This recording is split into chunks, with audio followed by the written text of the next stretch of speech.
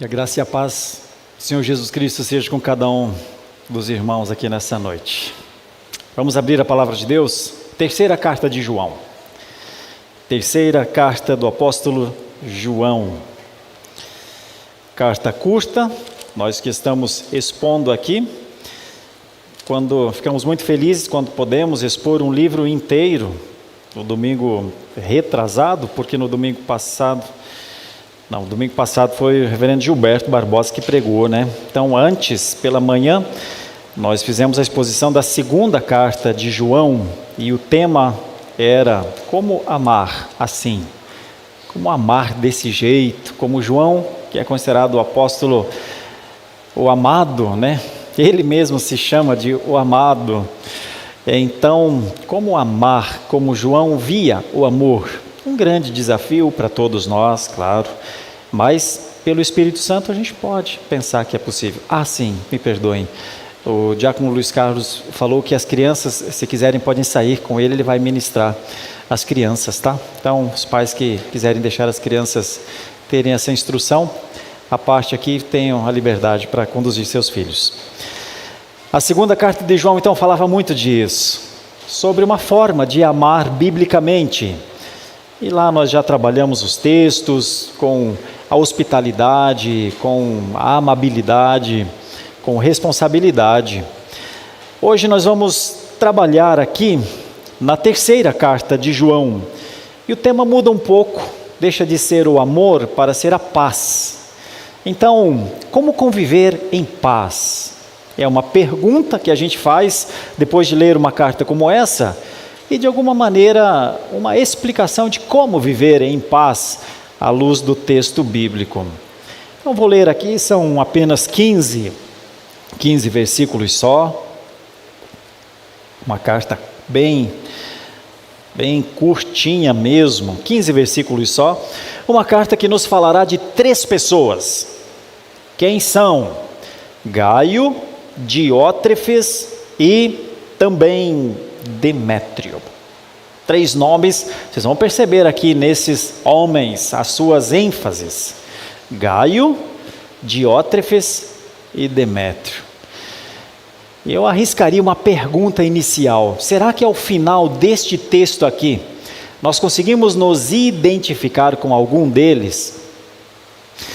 Ou será que nós vamos, ao ver quem são cada um desses homens, eu não vou gastar muito tempo, mas trazendo luz sobre as práticas deles, será que haverá alguém aqui, destes 3, que nós tenhamos de dizer: não dá para ser como esse não dá para ser, ou não dá para ser porque o homem é muito bom, ou não queremos ser porque o homem é muito ruim? Será? Não sei, você vai pensar nisso e nós vamos buscar uma aplicação à nossa vida no dia a dia, porque a palavra é a mesma daqueles tempos. E as personalidades das pessoas, não sei se elas mudam tanto. Então o ponto tem a ver com como então fazer isso, como conviver, como é que a gente convive como igreja, como eu participo de um movimento em que fala-se tanto, esses pastores estão o tempo inteiro falando de comunhão dos santos, por exemplo, né? Como é que eu participo dessa comunhão dos santos? Eu participo da comunhão dos santos em silêncio, porque se eu falar, talvez não tenha tanta comunhão assim, porque talvez seja assim, que muitos vivem na comunhão dos santos, mas ninguém sabe sobre o que eles realmente pensam, eles não deixam, não querem, tem medo. Ou nós participamos da comunhão dos santos dizendo: olha, desculpa aí, eu sou assim mesmo, então se me aceitarem, me aceitam, se não me aceitarem, eu vou ter comunhão com outros santos que não são esses santos. Tem isso também, né? Quem são os que dizem assim: pois é comunhão dos santos, então eu tenho que pensar na minha santidade, porque se é comunhão dos santos, parece que é dos santos.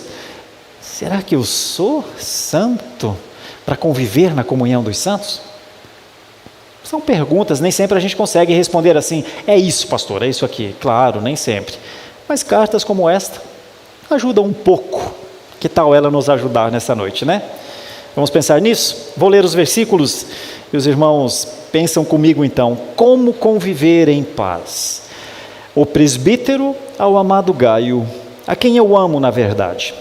Amado, acima de tudo faço votos por tua prosperidade e saúde, assim como é próspera a tua alma, pois fiquei sobremodo alegre pela vinda de irmãos e pelo seu testemunho da tua verdade, como tu andas na verdade.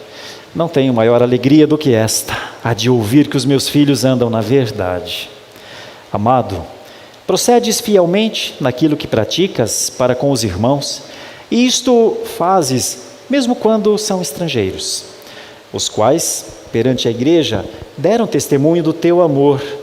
Bem farás, encaminhando-os em sua jornada por modo digno de Deus, pois por causa do nome foi que saíram, nada recebendo dos gentios. Portanto, devemos acolher esses irmãos para nos tornarmos cooperadores da verdade. Escrevi alguma coisa à igreja, mas Diótrefes, que gosta de exercer a primazia entre eles, não nos dá acolhida.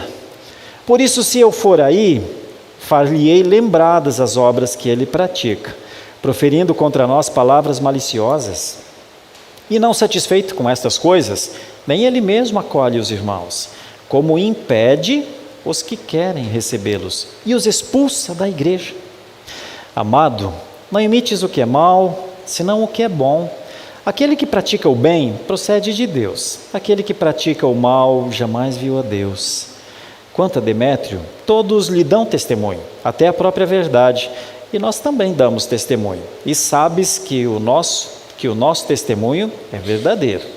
Muitas coisas tinha que te escrever, todavia não quis fazê-lo, com tinta e pena, pois em breve espero ver-te. Então conversaremos de viva voz. A paz seja contigo, os amigos te saúdam, saúda os amigos, nome por nome. Vamos começar com uma explicação mais contextual desta carta. João se considera um homem idoso já, ele chama de o ancião, ele se chama de o velho, o idoso escreve.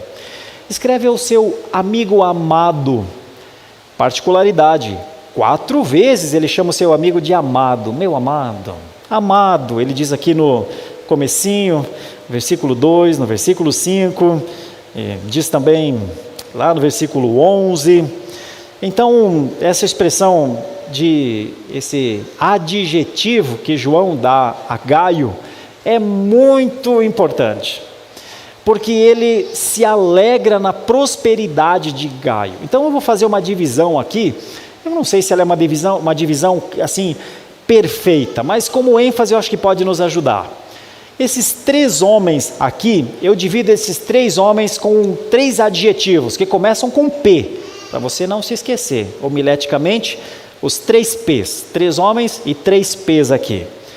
Gaio é próspero, Diótrefe é possessivo e Demétrio é professo. Então, um próspero, um possessivo e um professo, de profissão de fé. O próspero tem uma outra característica, é amável. O possessivo tem uma característica muito difícil, mas muito realista. É um homem mau, ele é mau.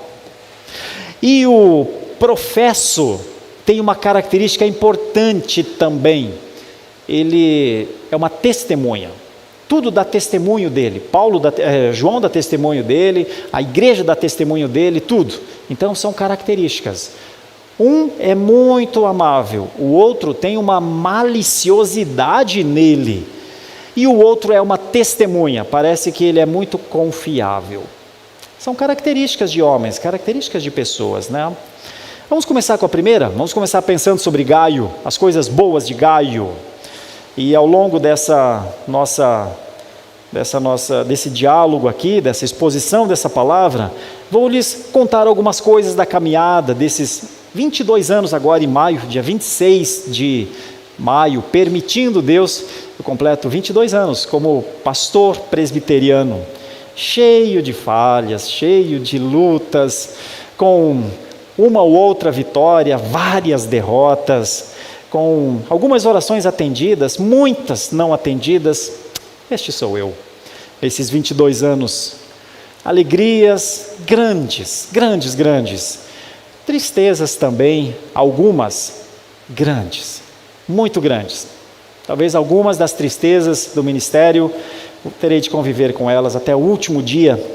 Talvez levarei lá para o céu, para onde eu vou, para um dia tentar entender melhor o que não pude entender nesse tempo que aqui estou.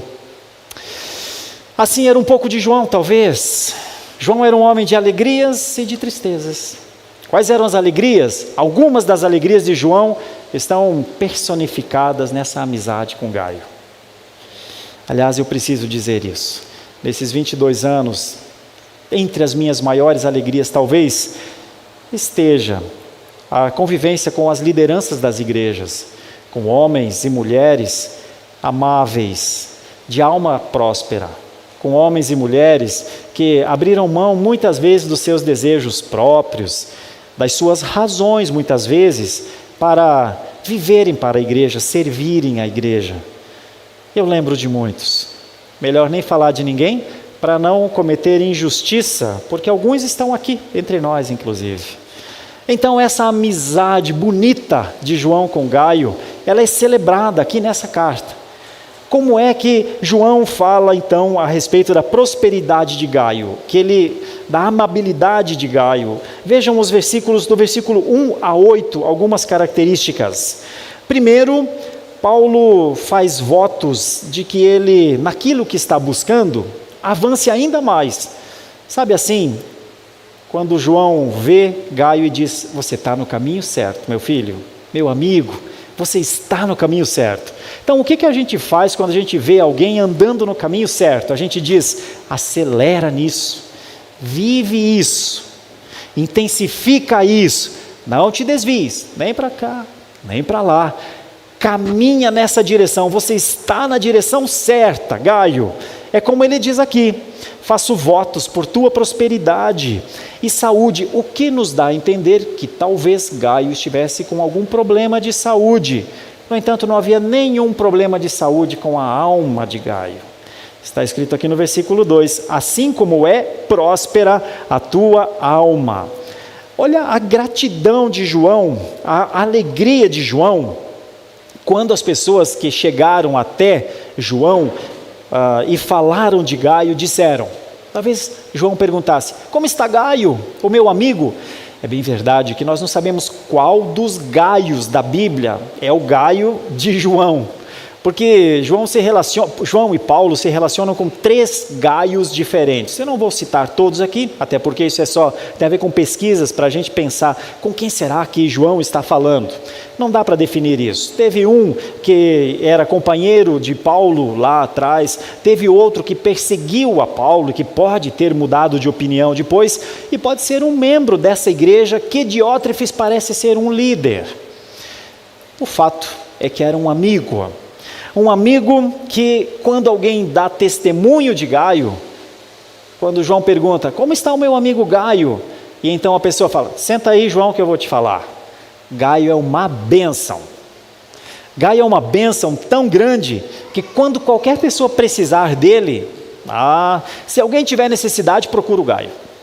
Se alguém estiver chegando na cidade e precisar de uma pousada, procura o Gaio. Se alguém quiser uma palavra de conforto, de socorro, de ajuda, procura o Gaio. Este é o Gaio. João, talvez você não se lembre tão bem de Gaio, mas ele avançou muito na sua fé. Ele é um homem da verdade. Não tem mentira com Gaio, não tem meio termo com Gaio, não tem sofisma com Gaio, uma mentira que parece uma verdade. Com Gaio, não. Está feliz, João. Tanto é que João diz isso, olha como ele expressa: fiquei sobremodo alegre pela vinda de irmãos e pelo seu testemunho da tua verdade. Como tu andas na verdade, Gaio. É uma exclamação linda aqui de João. E aí ele diz, fazendo alusão a uma terminologia que principalmente os apóstolos mais velhos usavam muito no começo da igreja cristã, os filhos deles. Paulo usa muito essa expressão: que alegria saber que os meus filhos andam na verdade. A expressão aqui é uma expressão Parece filho mesmo, é como se um homem experiente falasse a um discípulo novo. O termo grego, a ideia de um homem mais experiente com alguém com menos experiência. Mas a admiração do experiente, João, para com aquele que poderia dizer, é como se fosse meu filho.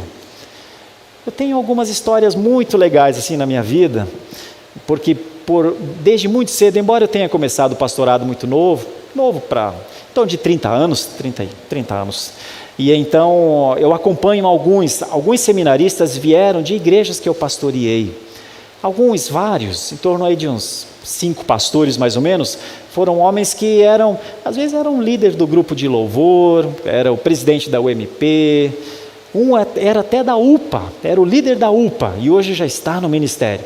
O que mostra que o tempo está passando depressa para mim. Para você provavelmente não, mas para mim, tá. Quando o Flávio falou da canção aqui, dos depois de 40, eu sabia de cor a canção. Então, o tempo passou mesmo, né? O tempo está passando. E aí quando eu vejo esses que eram adolescentes em algum tempo e agora estão no ministério, eu tenho um pouquinho dessa sensação assim de ser um pai postiço, sabe? Puxa, tenho vontade de chamar de filho, mas é pastor comigo, tá na caminhada comigo já. Isso acontecia muito com esses homens. Paulo tem essa relação com Timóteo, Paulo tem essa relação com Tito, amava-os como um pai ama um filho, e tratava com o cuidado e a orientação professoral que um pai responsável sempre tem com seu filho. Então é assim, aí ele diz, não tenho maior alegria do que esta, a de ouvir que meus filhos andam na verdade. E continua a conversar com Gaio, parece que ele quer conversar com Gaio, é uma carta para Gaio mesmo. Versículo 5 diz assim, vou pressupor aqui, já que a gente é tão amigo, já que eu me considero como que um pai seu, vou te pedir algumas coisinhas aqui. Não é muito difícil para você, porque o testemunho que dão de você, eu acho que eu posso pedir isso que eu vou pedir, pelo testemunho que trazem de ti. Procedes fielmente naquilo que praticas para com os irmãos, e isto fazes mesmo quando são estrangeiros, porque é um tempo de itinerância, é um tempo em que muitos pregadores saíam para pregar o evangelho, e tinha de ser, as igrejas estavam sendo plantadas, os quais perante a igreja deram testemunho do teu amor, bem farás encaminhando-os em sua jornada por modo digno de Deus, pois por causa do nome foi que saíram, nada recebendo dos gentios. Por isso devemos acolher esses irmãos para nos tornarmos cooperadores da verdade. Nada indica que Gaio tenha sido um expositor, um pregador. Talvez a característica maior de Gaio tenha sido a de ser um anfitrião, ser alguém que recebia bem. Ele poderia não ser o pregador, mas ele contribuía com a pregação, quando ele viabilizava um cantinho para um pregador que passasse por lá. Então, é como se Paulo dissesse assim, continua fazendo isso, meu filho? Continua, esse testemunho já estão dando de você, você é isso, você é amável, você é receptivo, você é um anfitrião. Não desista disso, você está fazendo o que é certo. E se você estiver fazendo o que é certo, faça ainda melhor do que você está fazendo. Bom, aqui cessa por um instante esse diálogo fraternal de João com Gaio, de reconhecimento da sua amabilidade, da sua prosperidade. E então, é como sabe quando você está ouvindo uma canção de Mozart, de Beethoven, de talvez algum outro, uma música que você gosta, que é suave aos seus ouvidos, e de repente de uma hora para outra para e muda a música, e então entra uma batida muito forte, seja lá o que for, e aqui não estou emitindo juízo de valor em relação a gêneros, mas vamos imaginar que seja um funk pesado. Aí você não gosta daquele, você estava gostando tanto do clássico, pensa, Tchaikovsky, e de repente, não sei, alguma música que agrida o seu ouvido. É mais ou menos isso que essa carta mostra aqui. É como se João estivesse trocando informações e se alegrando muito, quando ele se lembra de uma coisa. Ele se lembra, peraí, Gaio, eu já escrevi uma carta para a tua igreja, mas eu acho que a igreja não ouviu essa carta ainda, não ouviu. Aí ele diz isso no 9. Escrevi alguma coisa à igreja, mas Diótrefes, que gosta de exercer a primazia entre eles, não nos dá acolhida. Por isso, se eu for aí, far-lhe-ei lembradas as obras que ele pratica, proferindo contra nós palavras maliciosas. E não satisfeito com essas coisas, nem ele mesmo acolhe os irmãos, como impede os que querem recebê-los e os expulsa da igreja. Amado, não imites o que é mal, senão o que é bom. Aquele que pratica o bem procede de Deus, aquele que pratica o mal jamais viu a Deus. Perceberam como mudou tudo? Agora a conversa ainda é com Gaio, mas é sobre uma celeuma, sobre uma ferida, sobre uma dor para João. Eu escrevi uma carta para a tua igreja, Gaio, mas ninguém ouviu a carta. Sabe por quê, Gaio? Porque um homem reteve essa carta. Ele não quer que a palavra apostólica, no caso de João, chegue. E o que os apóstolos faziam? Os apóstolos davam testemunho de Cristo. Ou seja, quando uma carta de um dos apóstolos não era lida na igreja, então não tinha instrução sobre Cristo. Os evangelhos não eram vivenciados. E é tão interessante isso. Vou contar uns 2 ou 3 exemplos aqui que me vem à mente. Há muitos anos atrás, hoje nós estamos em 2024, então isso se deu em 2014, talvez, por aí. Fui convidado para pregar numa igreja. Uma igreja de um pastor amigo, muitos amigos. Dar aula no seminário faz com que a gente tenha muitos amigos. Eles ficam com a gente enquanto são seminaristas, depois eles vão para suas igrejas e a gente continua amigo. E aí de vez em quando eles convidam a gente vai lá, prega e aí a gente vê. Aí onde eles tinham 2 crianças, eles têm 4, 5 já lá. É bonito de ver, eu gosto. E então a gente se alegra nessa prosperidade familiar e outras coisas também, e das igrejas também. E eu fui atender a isso, a um convite fraternal de um amigo. Quando eu cheguei à igreja, muito bem recebido por ele, muito bem recebido na igreja, mas eu notei uma coisa estranha. Na hora da exposição, o culto era domingo à noite. Quando eu fui expor a palavra, eu notei que havia bem poucas pessoas na igreja. E quando eu vejo igrejas com bem poucas pessoas, ninguém precisa me explicar nada. É férias, é feriado, é alguma coisa.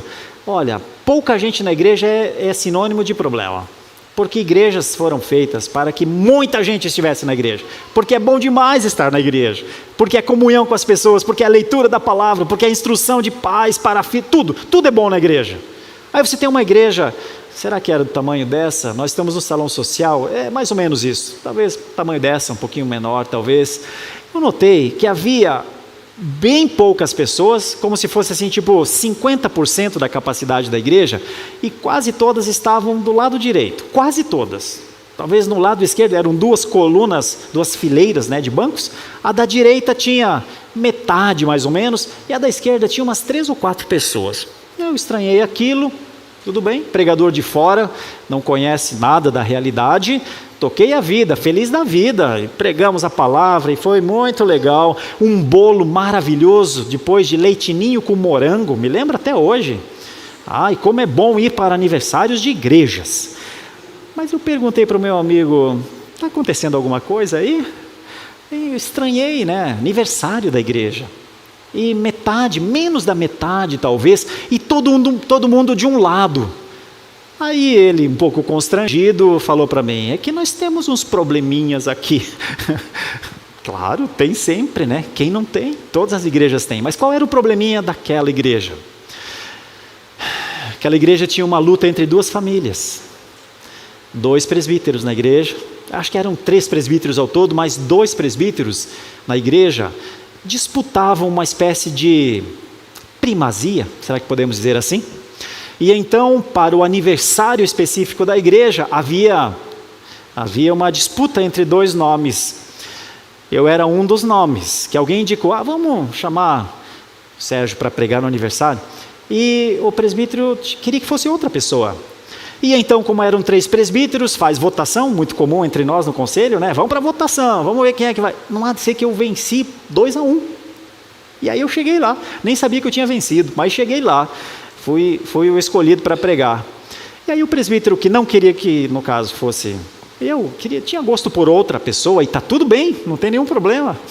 Muitos não gostam de pastores, dentre eles eu. Então, mas o fato é, toda a família do presbítero não foi à igreja. E talvez outras pessoas também não foram à igreja. Não perderam muito, de verdade. Mas em relação ao pregador, eu fui lá, expus uma vez, né?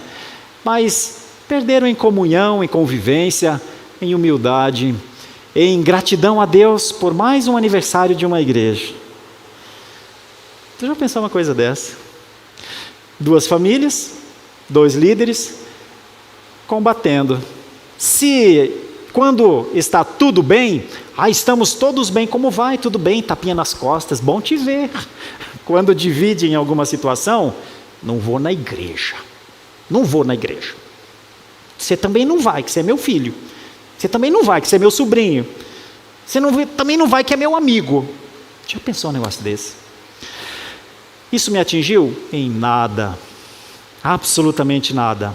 A não ser que me fez me lembrar muitas vezes em oração de líderes assim.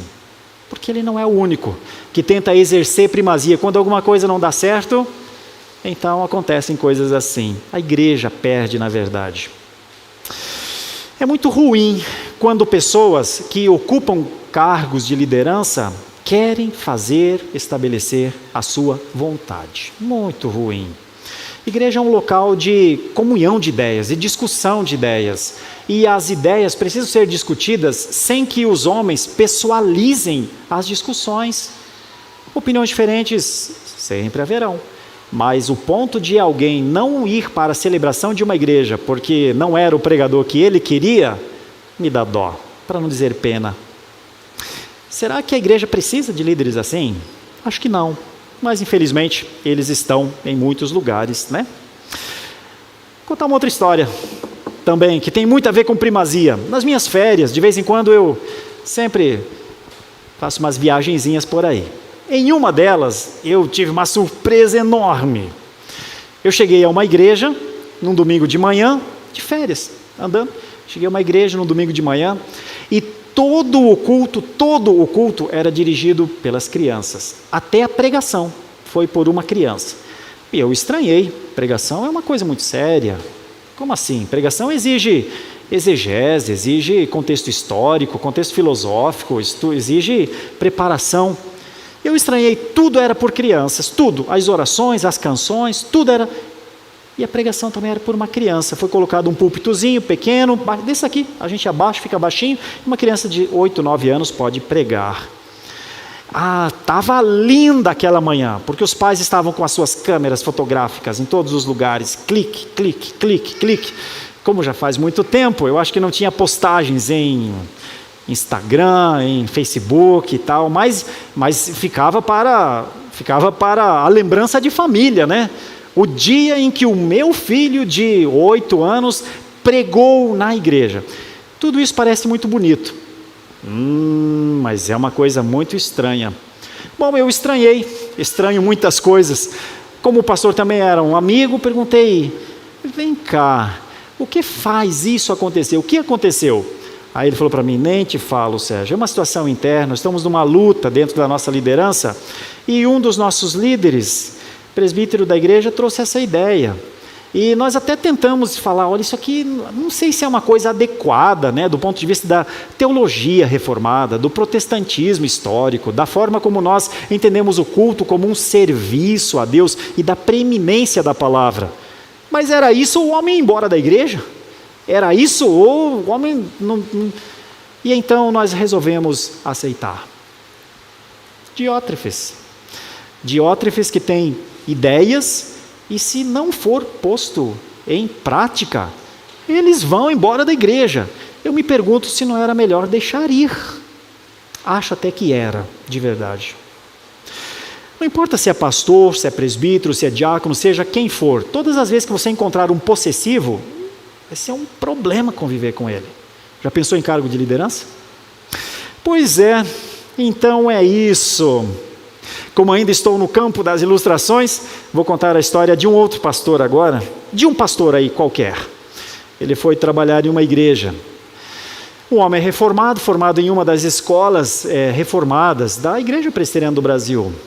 E então ele foi fazer um trabalho de revitalização. Obviamente, nós pastores reformados temos preocupação com a ordem litúrgica, porque faz parte dos nossos valores. A teologia do culto, a maneira do culto existir, como é que um culto é feito, planejado, para que seja para a glória de Deus. E então esse pastor foi para essa igreja, pastor novo na igreja, e então um dos líderes não gostou dessa coisa de prelúdio, alguém ler a Bíblia para começar, orar, alguns cânticos moderados, e ele chamou o pastor do lado e falou assim: Rev, eu quero trazer uma sugestão aqui. A igreja de onde eu vim não era assim, era desse jeito que eu vou lhe falar.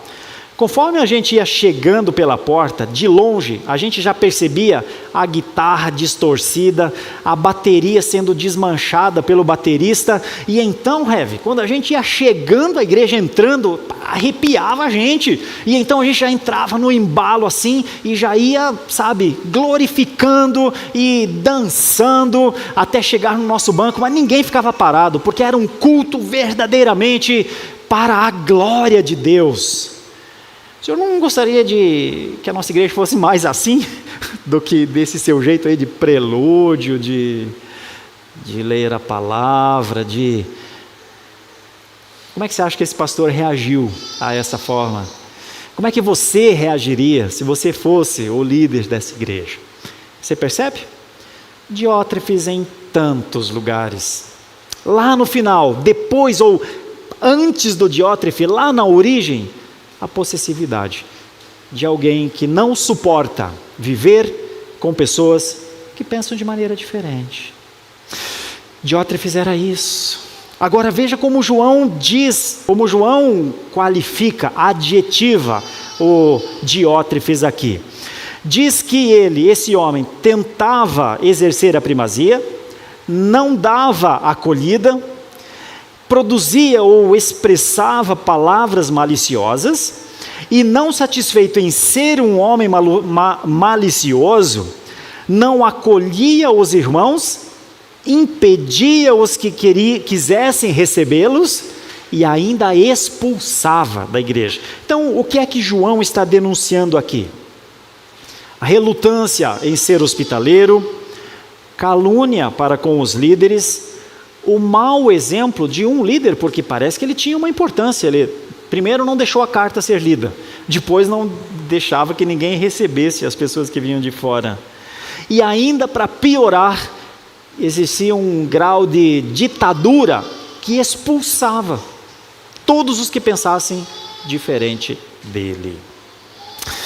Eis um homem aqui, eis um daqueles que não se sente saudade, como alguns reis do Antigo Testamento. Alguns foram embora e a Bíblia diz, e não deixaram saudade. Irmãos, esse homem tinha o privilégio de ser um líder para exercer todas as coisas que Jesus tinha ensinado. Ele não só não deixava que as coisas que Jesus havia ensinado chegassem à igreja, como estabelecia a sua própria igreja. Ou seja, essa igreja poderia ser chamada de ID, Igreja do Diótrefes. Você já pensou uma coisa dessa? Tá, presta atenção, mas vamos lá. Lembra que eu fiz a pergunta no começo? Com quem a gente se identifica aqui? Até aqui. Mais com Gaio, mais com Diótrefe? Eu sei. Ninguém quer se identificar com o Diótrefe. Eu sei. Ok, vamos para o terceiro homem da nossa passagem? O terceiro homem é o Demétrio. O Demétrio, possivelmente é o homem que levou essa carta. Possivelmente. Porque depois dessa coisa antagônica entre Gaio e Diótrefe, João faz a defesa de Demétrio assim: quanto a Demétrio, todos lhe dão testemunho, até a própria verdade. E nós também damos testemunho, e sabes que o nosso testemunho é verdadeiro. A conversa ainda é de João com Gaio, Mas agora parece que ele está dizendo, sabe essa carta que eu pedi que o Demétrio levasse, se ele for essa pessoa? Viu? Podem considerar. Vejam o detalhe importante. João havia escrito uma carta que não chegou à igreja. Provavelmente porque ele escreveu para Diótrefe, provavelmente. Aí Diótrefe, a carta de João, tá, deixa eu guardar aqui, deixa eu guardar aqui no meu bolso. Puxa, esqueci, ficou no bolso do paletó, a carta do João, por muito tempo. Como a carta não foi lida para a igreja, é muito provável que João tenha escrito agora para Gaio. Ele falou, Gaio, está com você, leva isso à igreja agora. Mas quando você levar à igreja, eu quero dizer que quem está entregando essa carta é o Demétrio. Não é um aventureiro, não é um homem qualquer, é um homem crente, é um homem professo, é um homem que verdadeiramente todos dão testemunha dele. Não é só a carta, Gaio, é o homem que está aí levando essa carta para você. Isso é mais ou menos a importância que alguns homens davam a quem entregava a carta. Nós temos homens como Epáfras, Epafrodito, nós temos homens como o ex-escravo Onésimo, que quando Paulo escreve para Filemão, diz assim, Filemão, precisamos resolver um conflito, e eu posso dizer para você que este filho eu gerei em algemas. Ele é crente agora. Quando Onésimo chegar até você, não o veja mais como um escravo antigo, é teu irmão agora. Ou seja, é um testemunho que Paulo dá. Agora Paulo está dando um testemunho de Demétrio. Então Demétrio parece ser aquele tipo de pessoa honrada, que poderia produzir um tipo de convivência, um tipo de instrução, que seria benéfico à igreja que João estava escrevendo. Por isso ele diz essas coisas. Não sou só eu, quem vê Demétrio, assim como as pessoas elogiam você, Gaio, como o elogio acerca da sua pessoa chega a mim, assim eu quero elogiar Demétrio. Você está diante de um homem parecido com você. Você está diante de um homem que eu coloco a minha mão no fogo por ele. E não somente eu, mas é um homem com interesse pela verdade. É como se João dissesse, estou mandando um amigo, a vida já está difícil aí nessa igreja, estou mandando um amigo para estar com você, um amigo que vai levar instruções para você, Gaio. E as instruções eram essas, continue fazendo o que você sempre fez, continue fazendo o certo, busque a paz, busque a convivência, que a palavra arbitre a paz entre vocês, mas nem sempre conviver em paz é ignorar os conflitos. Diótrefes era um homem altamente conflituoso. E para que Gaio pudesse levar essa palavra com a autoridade de João, com o testemunho de Demétrio, certamente quando essa carta chegasse à igreja, ia despertar a ira em níveis elevadíssimos em Diótrefes. Bom, então como conviver em paz? Essa é uma carta que inclusive não diz tudo, porque João chega a falar aqui, muitas outras coisas tinha ainda que te escrever. Não quis fazê-lo com tinta e pena, pois em breve espero ver-te, então conversaremos de viva voz. Isso aqui é uma coisa muito boa para Gaio, mas isso aqui é uma ameaça terrível para Diótrefes. Sabe por quê? Porque João já tinha dito lá em cima, quando eu for lá, quando eu olhar nos olhos desse homem mau, quando eu for lá, ele escreveu tudo aqui, tudo da forma como está escrito, como a palavra diz aqui.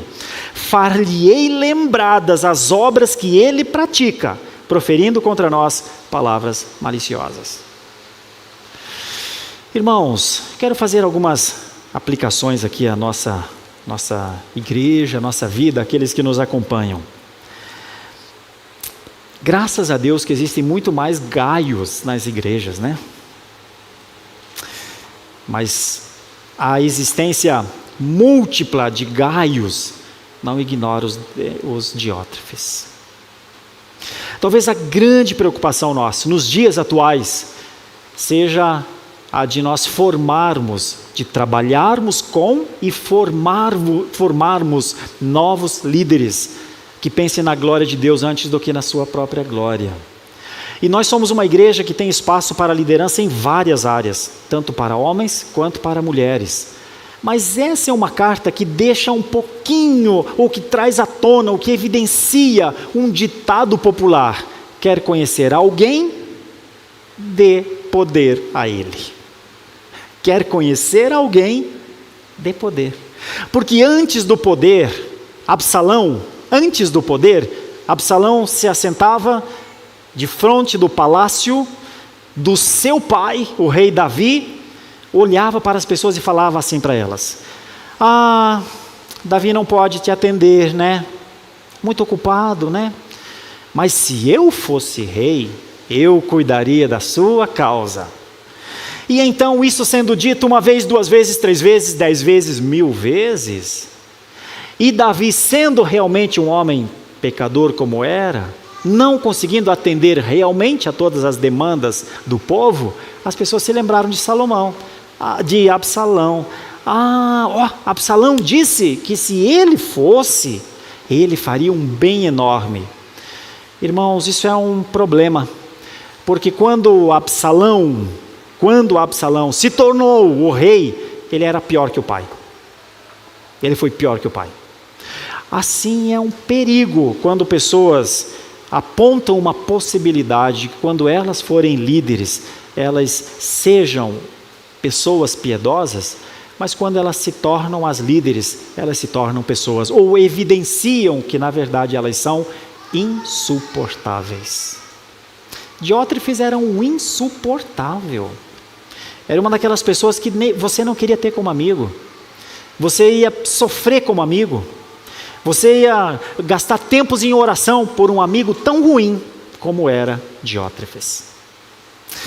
Então, aqui está o grande perigo de todos aqueles que buscam servir como líderes, que quando eles se tornam líderes, eles se tornam pesados demais, difíceis demais. E a igreja sofre muito quando isso acontece. Então, João está preocupado com isso e diz uma coisa aqui, eu imagino que ele resolveu, porque não sabemos mais depois disso. Mas eu imagino que um dia João chegou a este lugar, porque ele diz aqui no finalzinho, né? Eu espero te ver em breve, tá?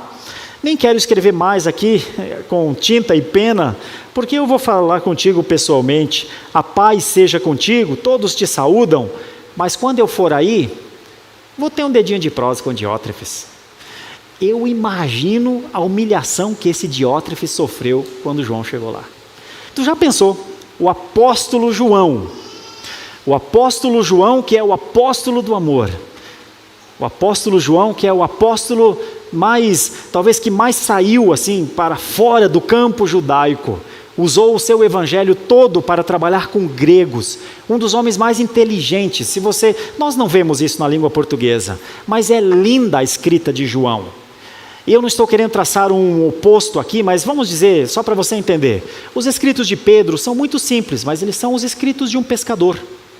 Os escritos de João parece uma poesia, soa bem ao ouvido, a forma de construir as frases, os argumentos lógicos, a maneira de defender uma tese, de respeitar a possível antítese à tese, é maravilhoso. Levantar uma hipótese e esperar confirmações, é João e suas lindas letras.